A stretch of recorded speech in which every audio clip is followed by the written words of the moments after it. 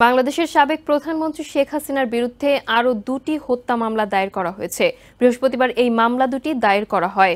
মামলায় শেখ হাসিনা সহ আরও বেশ কয়েকজনকে আসামি হিসেবে দেখানো হয়েছে। এদিকে শেখ হাসিনা সহ 10 জনের বিরুদ্ধে কোটা সংস্কার আন্দোলন চলাকালে 15 জুলাই থেকে 5 অগস্ট পর্যন্ত হত্যা, গণহত্যা, মানবতা বিরোধী অপরাধের অভিযোগে আন্তর্জাতিক অপরাধ ট্রাইব্যুনালের তদন্ত শুরু হয়েছে। সাবেক প্রধানমন্ত্রী শেখ হাসিনা ও আওয়ামী লীগের সাধারণ সম্পাদক ওবায়দুল কাদের সহ 11 জনের বিরুদ্ধে ঢাকার শেরেবাংলা নগর এলাকায় সিএনজি চালিত অটোরিকশা চালক শাহাবুদ্দিনকে হত্যার অভিযোগে মামলা হয়েছে। বৃহস্পতিবার ঢাকার মেট্রোপলিটন ম্যাজিস্ট্রেট আদালতে মামলার আবেদন করেন শাহাবুদ্দিনের বাবা আবুল কালাম। পরে আদালত বাদীর জবানবন্দি গ্রহণ করে শেরেবাংলা নগর থানা পুলিশকে মামলাটি এজাহার হিসেবে গ্রহণের নির্দেশ দেন। এর আগে র্যাবের হেলিকপ্টার থেকে ছোড়া গুলিতে রাজধানীর মোহাম্মদপুর থানার দারুন নাজাত ইসলামিয়া মাদ্রাসার শিক্ষার্থী জোবাইদ হোসেন নিহতের ঘটনায় শেখ হাসিনা সহ 16 জনের নামে মামলা করা হয়। ঢাকার মেট্রোপলিটন ম্যাজিস্ট্রেট রাজেশ চৌধুরীর আদালতে বৃহস্পতিবার মামলাটি করেন আব্দুল্লাহ আবু সাইদ ভুইয়া নামের এক ব্যক্তি। আদালত বাদীর জবানবন্দি গ্রহণ করে মোহাম্মদপুর থানা পুলিশকে এজাহার হিসেবে গ্রহণের নির্দেশ দেন।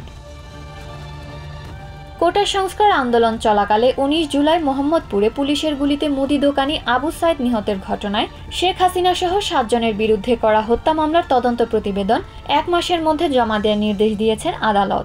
বৃহস্পতিবার ঢাকা মেট্রোপলিটন ম্যাজিস্ট্রেট মোহাম্মদ জাকি আল ফারাবি আগামী 15 সেপ্টেম্বরের মধ্যে মামলার প্রতিবেদন জমা দেওয়ার নির্দেশ দেন।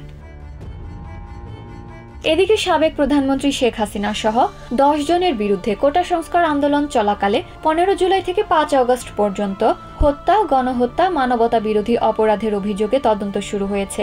বুধবার সুপ্রিম কোর্টের আইনজীবী মনোয়ার হোসেন তামিম আন্তর্জাতিক অপরাধ ট্রাইব্যুনালে ওই অভিযোগ তদন্তে আবেদন করেন। কোটা সংস্কার আন্দোলনে শহীদ আরিফ আহমেদ সিয়ামের বাবা মোহাম্মদ বুলবুল কবিরের পক্ষে আবেদনটি করেন সুপ্রিম কোর্টের ওই আইনজীবী।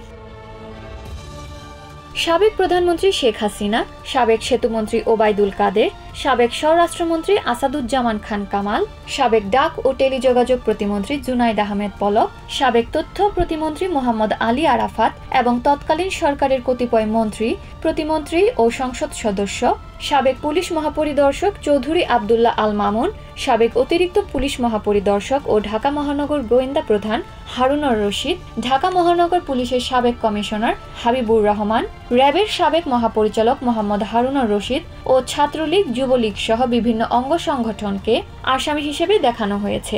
এডলিন Shreya, TVN 24 news desk. New York থেকে সম্প্রচারিত TVN 24 টেলিভিশন বিশ্বজুড়ে বাঙালির কণ্ঠস্বর।